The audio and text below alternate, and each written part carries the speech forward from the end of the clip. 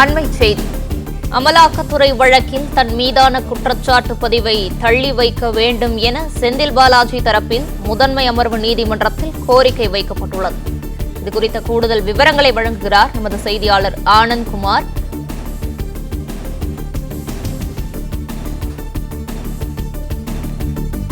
சென்னை முதன்மை அமர்வு நீதிமன்ற உத்தரவை எதிர்த்து உயர்நீதிமன்றத்தில் மேல்முறையீடு செய்யப்பட்டுள்ளதாக கூறி செந்தில் பாலாஜி தரப்பில் கோரிக்கை வைக்கப்பட்டுள்ளது. இதுகுறித்த கூடுதல் விவரங்களை வழங்குகிறார் நமது செய்தியாளர் ஆனந்த்குமார். வணக்கம் ஆனந்த்குமார், இது குறித்த கூடுதல் விவரங்களை பதிவு பண்ணல. வணக்கம். அமலாக்கத்துறை வழக்கில் இருந்து விடுவிக்க மறுத்த சென்னை மாவட்ட முதன்மை அமர்வு நீதிமன்ற உத்தரவை எதிர்த்து உயர்நீதிமன்றத்தில் மேல்முறையீடு செய்யப்பட்டுள்ளதால் குற்றச்சாட்டு பதிவை தள்ளி வைக்க வேண்டும் என செந்தில் பாலாஜி தரப்பில் சென்னை முதன்மை அமர்வு நீதிமன்றத்தில் வாதிடப்பட்டிருக்கிறது.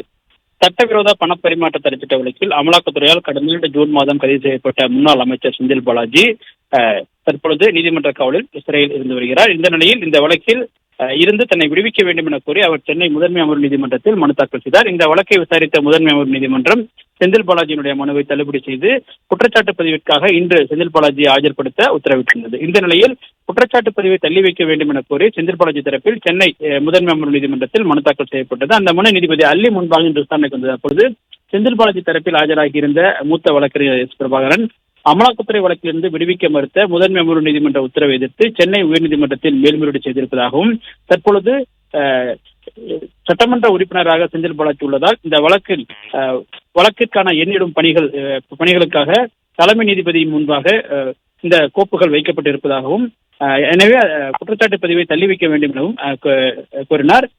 எத்தனை முறை இதே போன்ற வாய்தாக்கள் நீங்கள் கேட்பீர்கள் என நீதிபதி காட்டமாக கேள்வி எழுப்பினார். மேலும் மேல்முறையீடு செய்திருப்பதாக கருதி குற்றச்சாட்டு பதிவை எப்படி தள்ளி வைக்க முடியும் எனவும் கேள்வி எழுப்பினார். இதனையடுத்து